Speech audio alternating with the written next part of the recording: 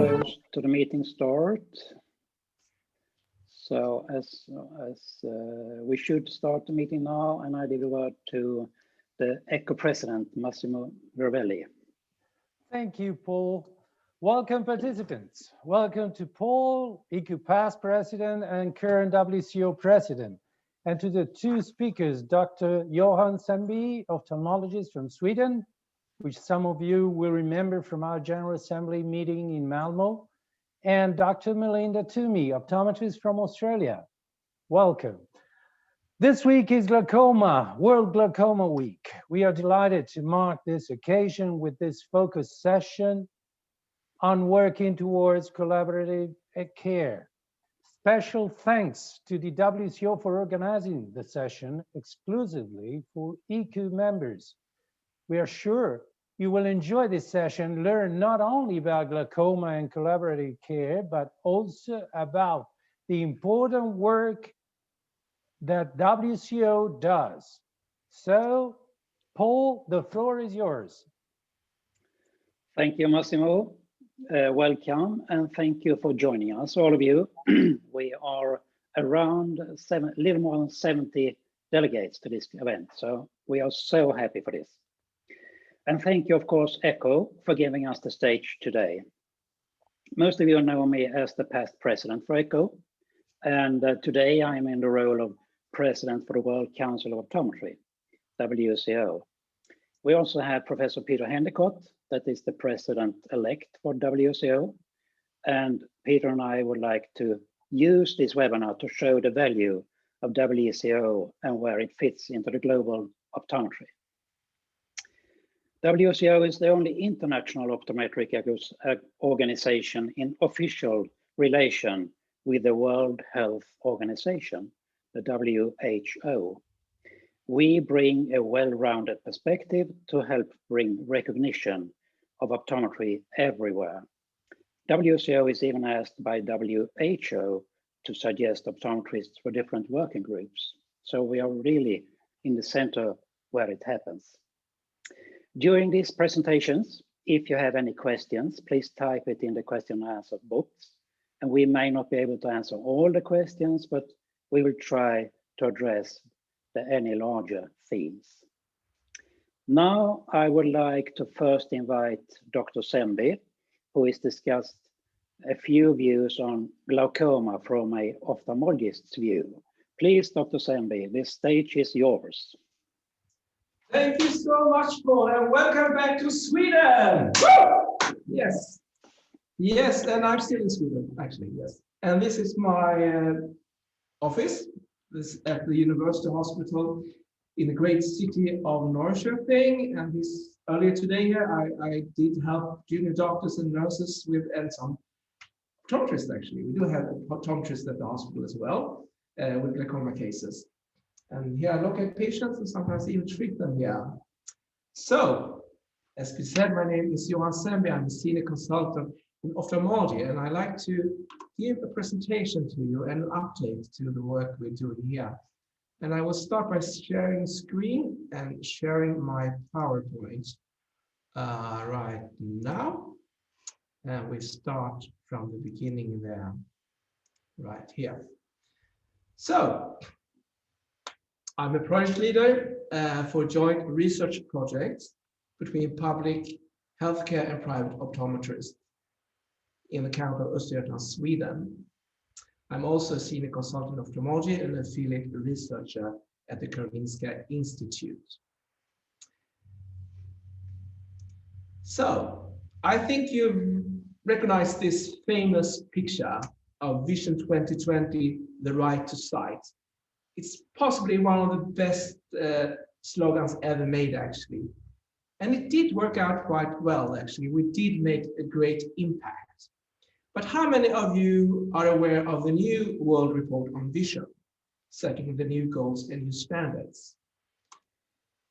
Basically, it states that we did win the battle. We made a lot of difference in the world during these years. But it also states that unless we find new ways and bold new strategies, we may lose the war.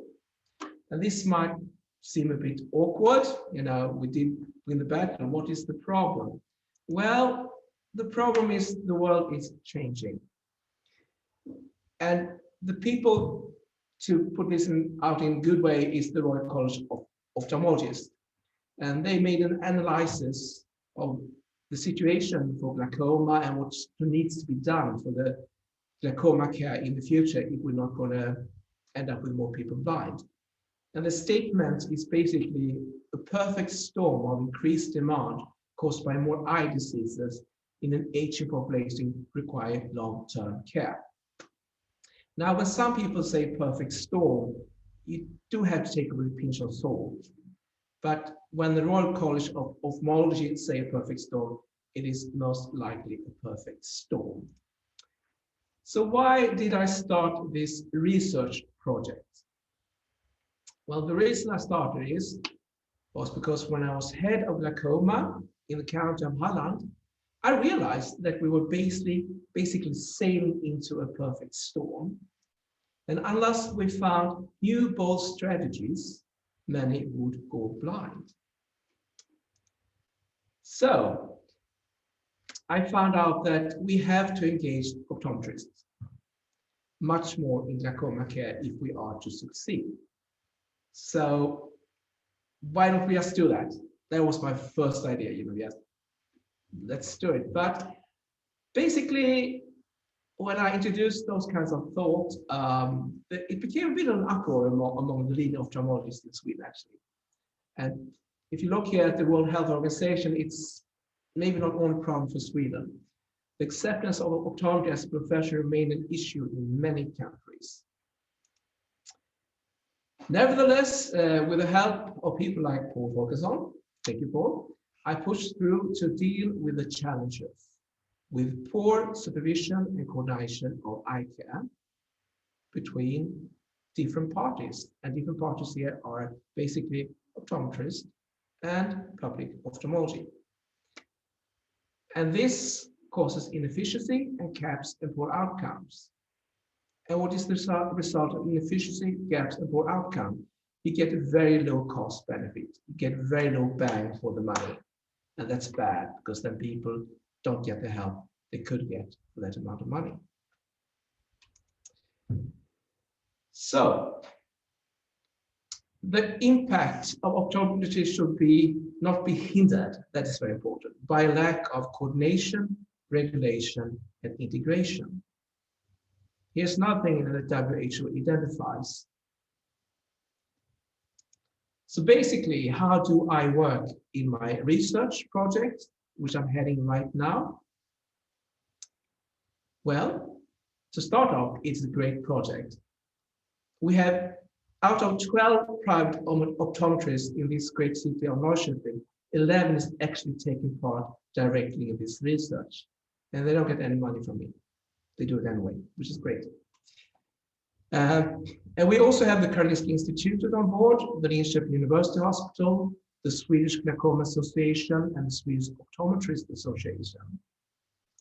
And basically what we try to achieve is better coordination, better regulation, and a better systematic integration.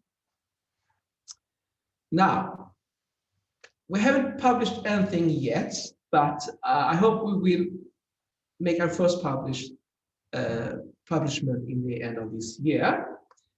But even so, there's a hunger for solution, because this is a universal problem in the whole world, with an aging population, which causes much increase in glaucoma. So even though the prevalence of glaucoma is going down because of the increase of aging population, the numbers of glaucoma is increasing much more than we have resources for.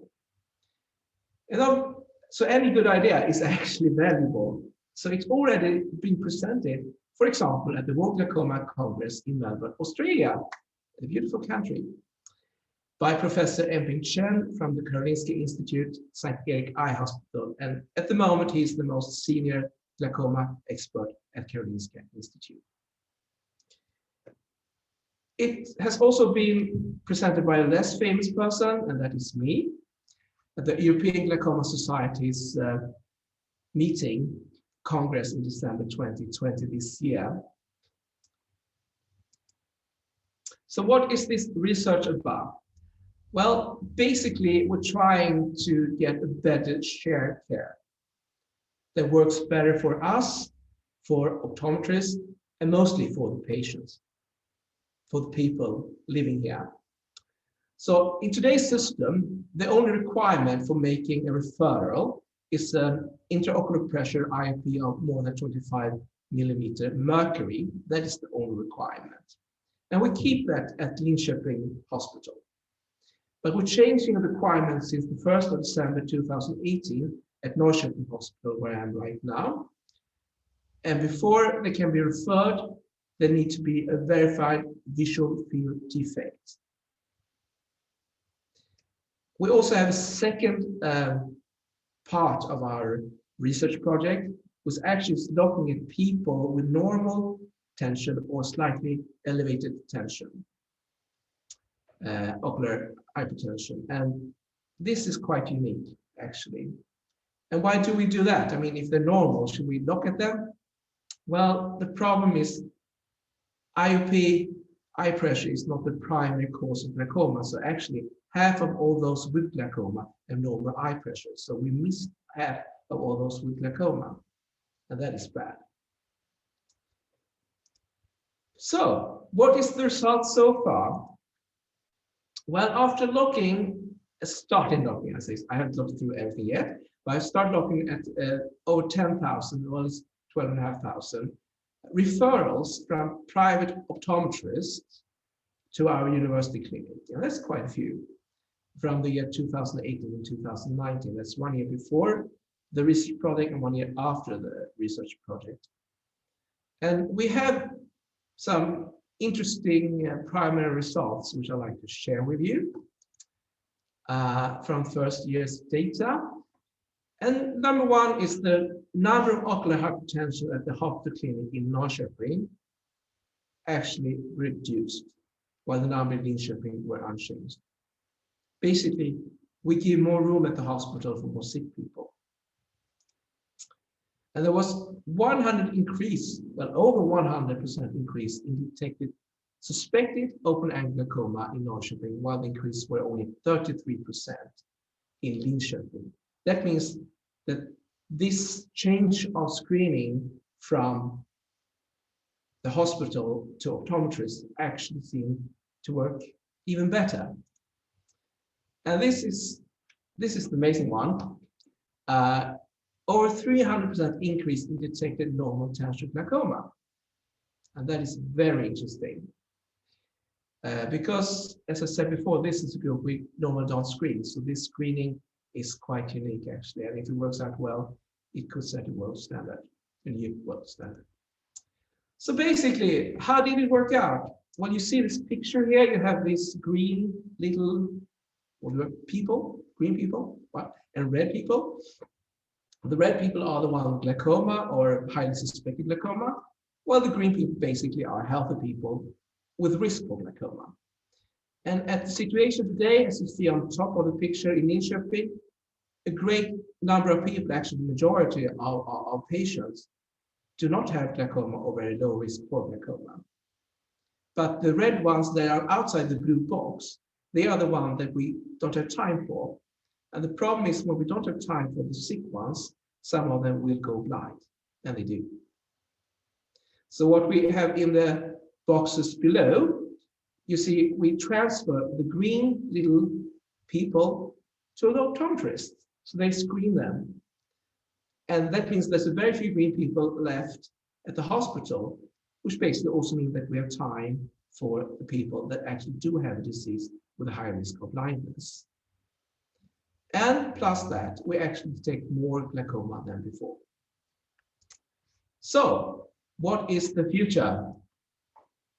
We will win the war if private optometrists are prepared to raise and maintain their high education and standard for glaucoma screening, in cooperation and coordination with ophthalmologists and public healthcare.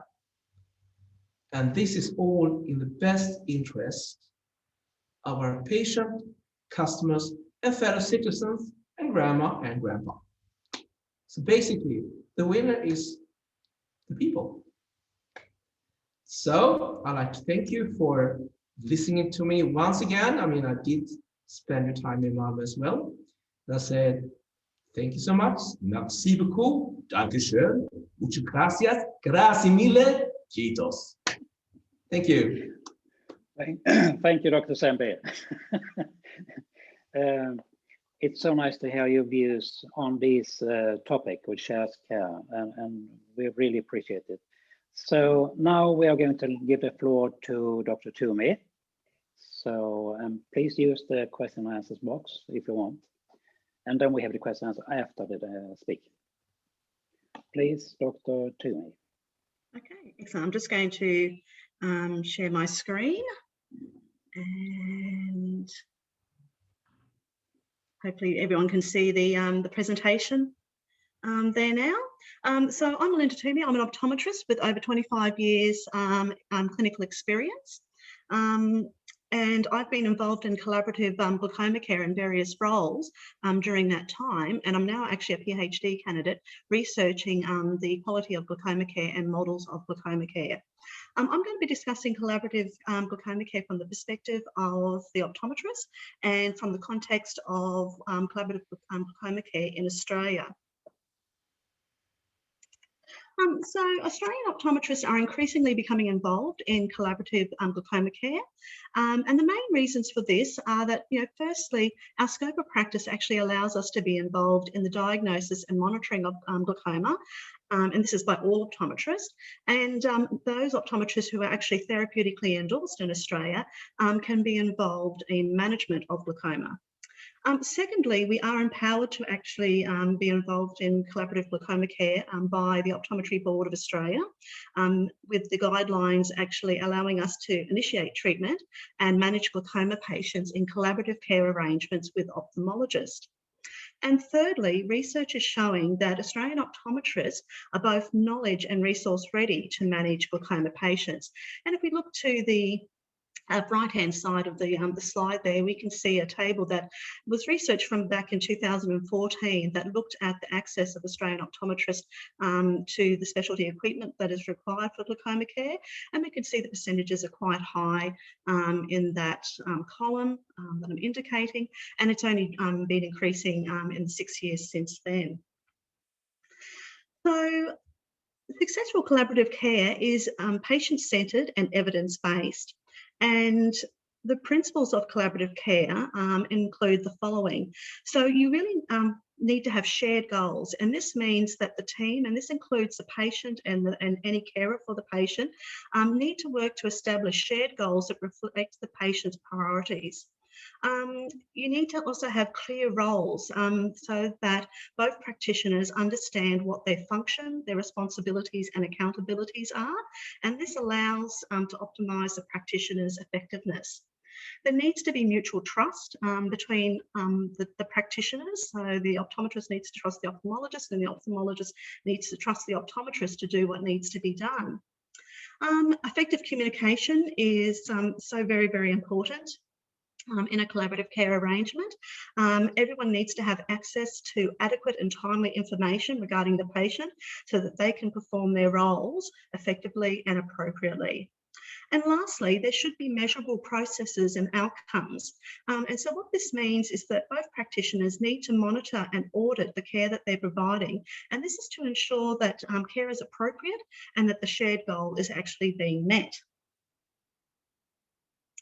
So all optometrists can engage in collaborative care of glaucoma patients up to the limit of their scope of practice.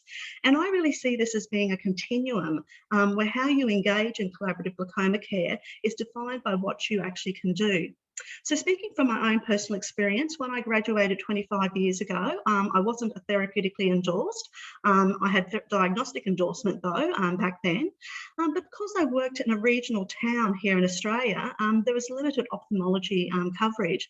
And so I had to engage in collaborative care with metropolitan ophthalmologists for a range of conditions, including glaucoma.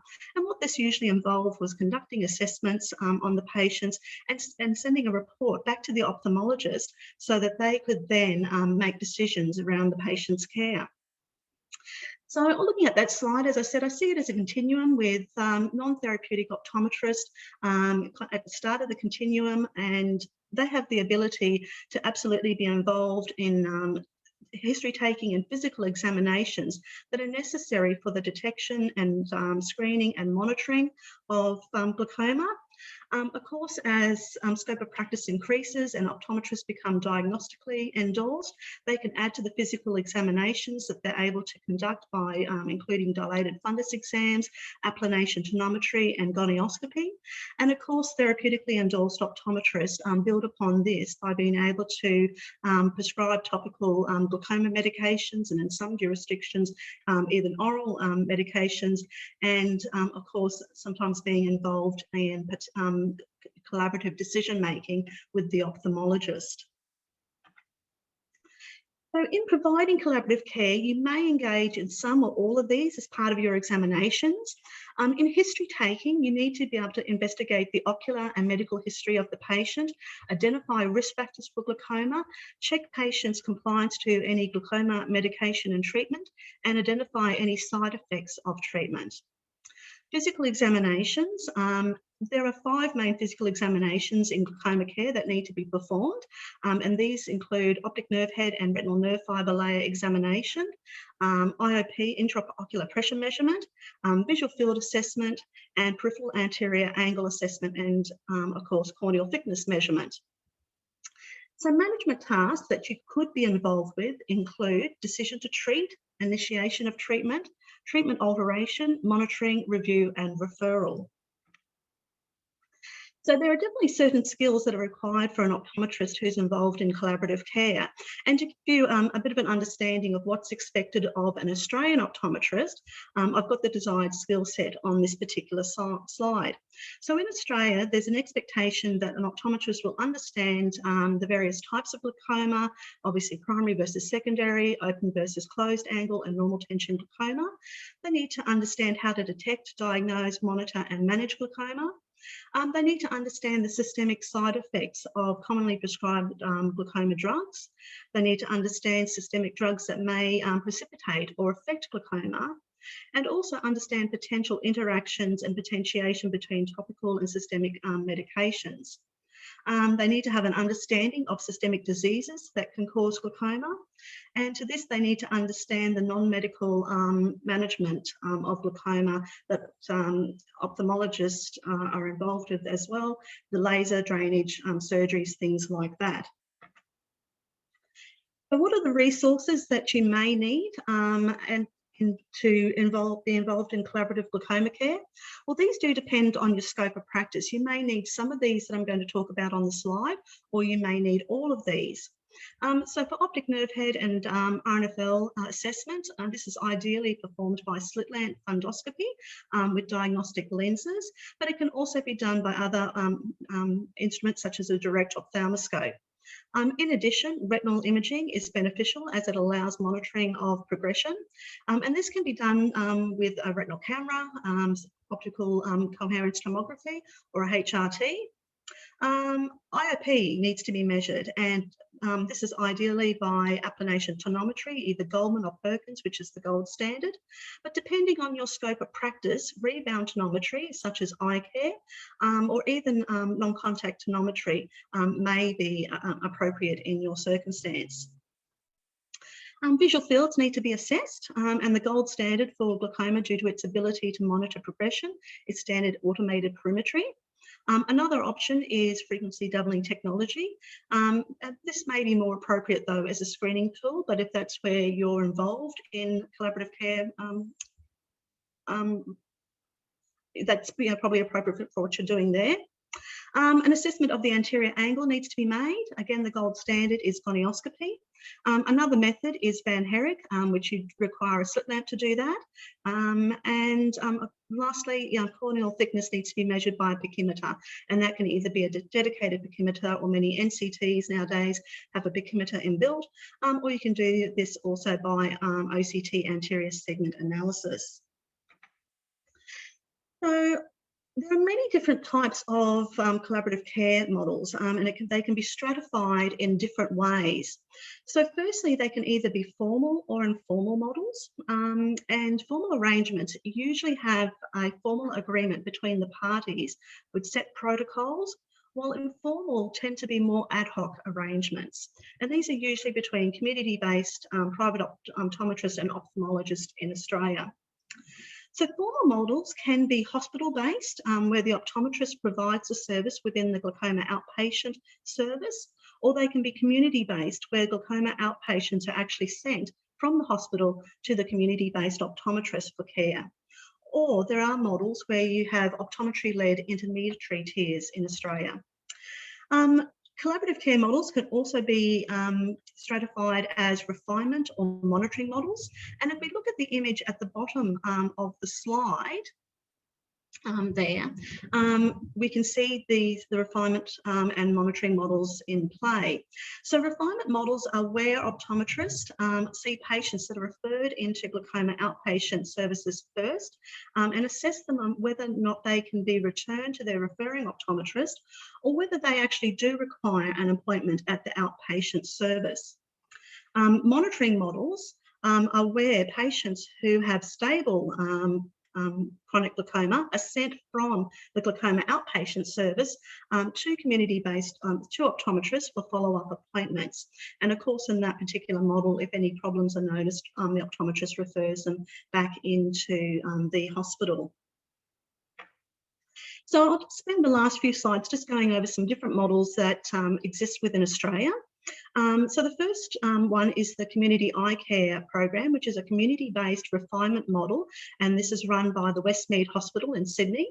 So newly referred patients into the hospital are checked to see whether or not they may be low risk, and if they are determined to be low risk patients, they're referred on to community optometrists for preliminary assessments. And these assessments include physical examinations such as optic nerve head and RNFL assessment, visual field assessment, gonioscopy, imaging, and also for preliminary management decision. Now, the optometrist then sends a report back to the consultant ophthalmologist, who either confirms the management decision by the optometrist or amends it as needed. So this program has been found to be highly effective. They were getting higher attendance rates at the community-based optometrist as opposed to the outpatient service. It decreased waiting times, and it reduced down from 386 days down to 89. It was delivered at a reduced cost, and they also found that optometrist and ophthalmologist that there was substantive agreement between the decisions that were being made around glaucoma diagnosis and management, and this was with optometrists not requiring any additional specialty training above the standard Australian registration requirement, which goes to my point about optometrists in Australia being knowledge ready. Another model is one run by the Australian College of Optometry, a not-for-profit organisation that provides optometry services, and the Royal Victorian Eye and Ear Hospital program. And this one's a community-based refinement model. So in this program, newly referred low-risk patients from the Royal Victorian Eye and Ear Hospital are sent to the Australian College of Optometry clinics for glaucoma assessments. This program has also been highly effective. They found that 76% of patients that they saw at the Australian College of Optometry could be discharged back to their referring optometrist, and only 16% actually needed to be referred back to the hospital for further assessment and care. So this helped to reduce waiting lists significantly at the hospital, and patients were also highly satisfied with the care that was being provided by the optometrist at the Australian College of Optometry. Another program is the Glaucoma Community Collaborative Care Program. This one is a community-based monitoring program, and it's been run again by the Royal Victorian Eye and Ear Hospital. So in this one, eligible patients with mild to moderate glaucoma are being monitored by community-based optometrists. So in this particular program, the participating optometrist has to have certain equipment. This includes standard automated perimeter, a Goldman or Perkins applanation tonometer, and a fundus camera. They also have to participate in ongoing professional development that's been developed by the Royal Victorian Eye and Ear Hospital, and they have agreed to find collaborative care protocols on how they actually assess and manage the patient. So the eligible patients are referred from the hospital to the participating community-based optometrist. The referral outlines the recommended review period that the optometrist needs to follow. The optometrist conducts the review and prepares a summary report that is sent back to the hospital. And of course, if the patient requires to be referred back to the hospital because there's progression noted, that is done so. Another model that we have in Australia is the Centre for Eye Health, and this is an intermediate tier referral only service. And this utilises both optometrists and ophthalmologists to conduct glaucoma assessments on patients that are referred from optometrists, and this is at no cost to the patient. So when the referral is received, it is screened to see whether or not the patient has pressures of higher than 30 millimetres of mercury or any other clinical signs that require immediate assessment. And these patients are referred directly to an ophthalmologist or the hospital. All other referrals are then scheduled appointments with staff optometrists, and they assess the patient against established clinical protocols, which are based on our National Health and Medical Research Council's glaucoma guidelines. They then prepare a report containing diagnostic results, diagnosis and recommended management options, which is reviewed either by a senior optometrist or ophthalmologist, and then this is forwarded back to the referring optometrist.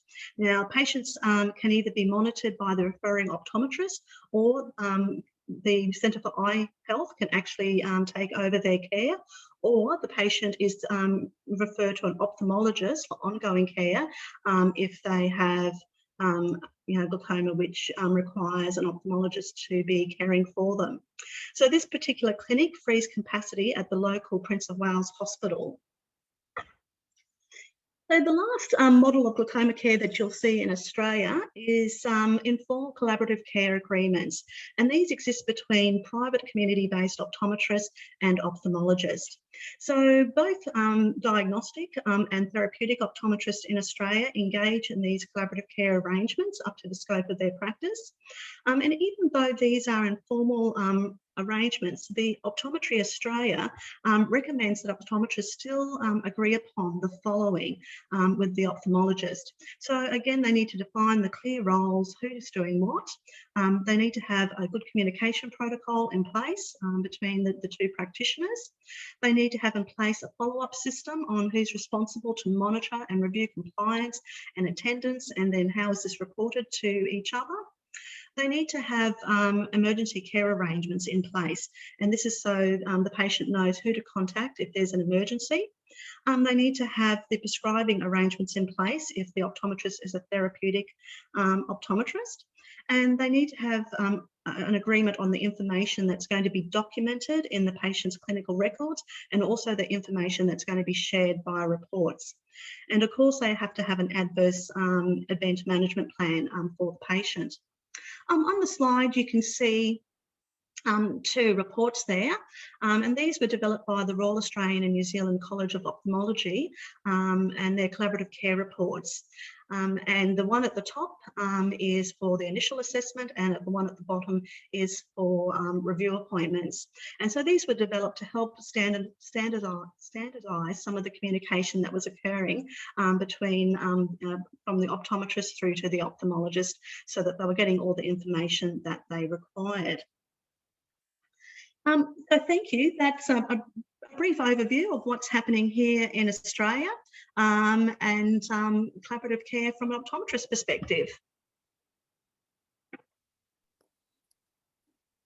Thank you, Melinda and Dr. Sembi.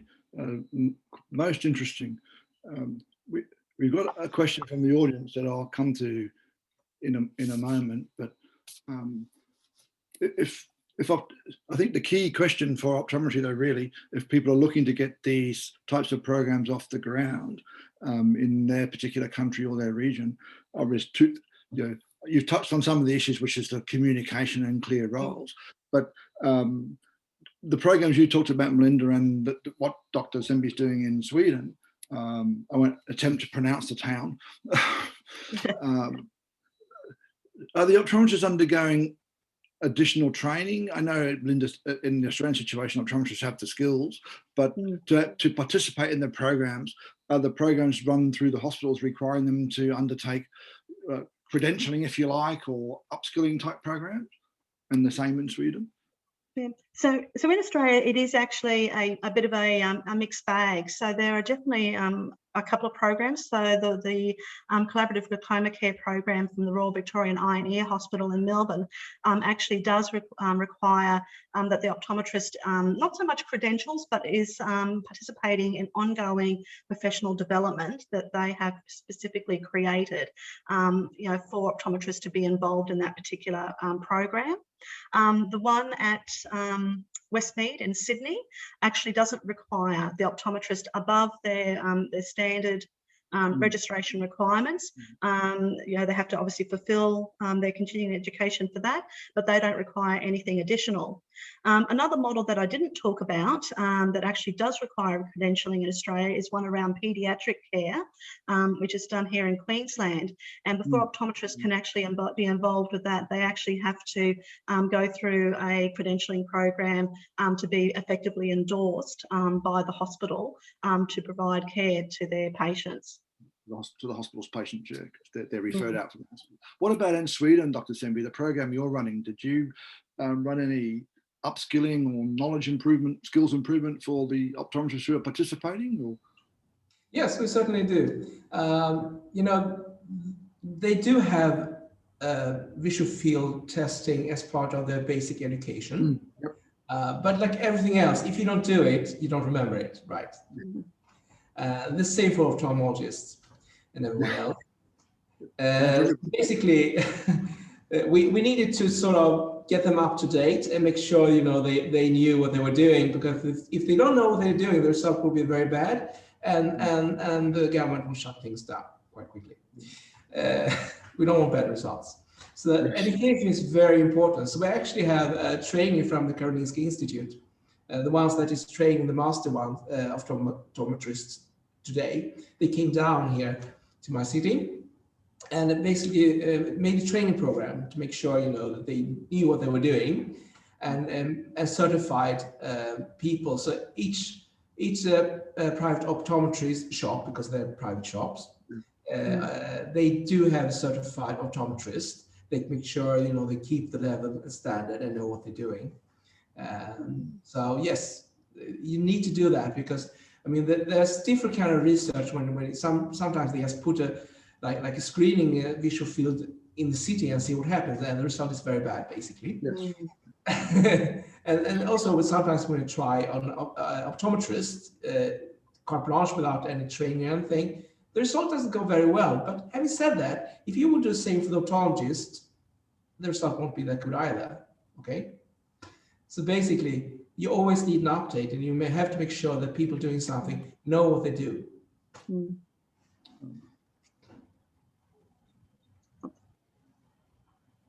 A lot of people think that to participate in glaucoma collaborative care requires the optometrist to have the ability to prescribe.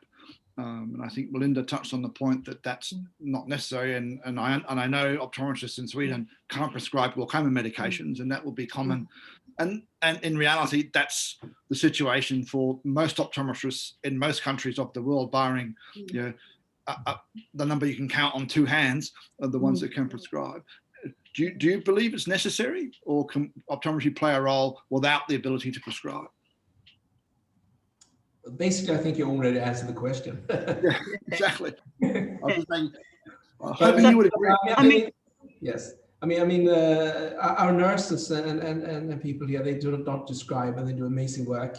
And also our optometrists here at my clinic, they do good work, and they're not allowed to prescribe.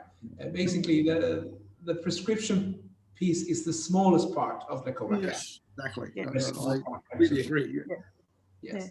And I would agree with that. I only got therapeutic endorsement 4 years ago, now, and definitely for the majority of my care, I was involved in collaborative care of glaucoma patients without it, and coped quite well because you were doing the things that needed to be done for the review. You were checking their pressures, checking their optic nerve head and RFNL, doing their visual fields, and sending that information on to the ophthalmologist. Yeah. And, there's two questions from our audience. One asks, is it possible to have a copy of the sheets of the management sheets that Ransco produced for the optometrist? They're publicly available, aren't they? We can get them. Yes, they are. I can send a copy of the paper that they're from. So, yeah, absolutely. I thought they were publicly available. Yep. As a non-practicing optometrist, I don't search those things out anymore. Yep. Yep.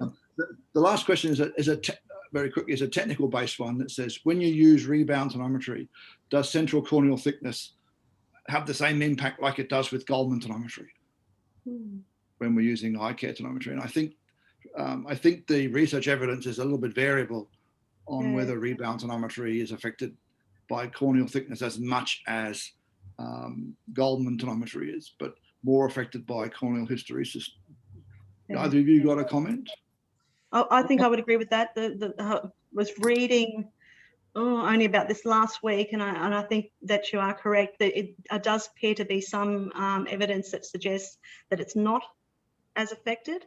But yeah, it has good agreement with the Goldman, and potentially that may mean that we see a shift in the future. But at the moment, I suppose the Goldman's still the gold standard. Dr. Sembi? Thank you, Peter. No, I agree with Melinda basically. And by the way, all those tables where you transfer to actual intraocular pressure, don't use them. No, basically, never use them. No. The reason is all the research which is done is done on the pressure which actually is measured. It doesn't take into account, and we don't know the intraocular pressure with accuracy actually. So it is a risk factor. Thin cornea is a risk factor. Like if you have a mother with glaucoma, yes, it is. But that's exactly right. That's what I used to drum into our students at QUT. Don't use a conversion table. Write down the pressure, write down the thickness. So we're almost at our 45 minutes. So I'd just like to say thank you to both our speakers. That was excellent, and to Paul for introducing, and to Massimo. And I'd just like to say, as in the future WCO president, that to get programs like these collaborative care things off the ground, and for optometry to use examples of successful ones like those in Australia and Sweden and other countries, it needs optometry to work as a united group together, because united we stand and divided we fall, just to borrow from an old song. But we need a unified voice for optometry, both regionally and nationally, regionally and internationally. So I'd encourage you to think about joining that unified voice. So pass over to Massimo just to wrap us up. Okay, thank you very much. Thank you, Peter. Thank you all for this great session. Well, many thanks to Dr. Sembi, and many thanks to Dr. Toomey. And of course, a special thanks to WCO for organizing this session exclusively for ECU members.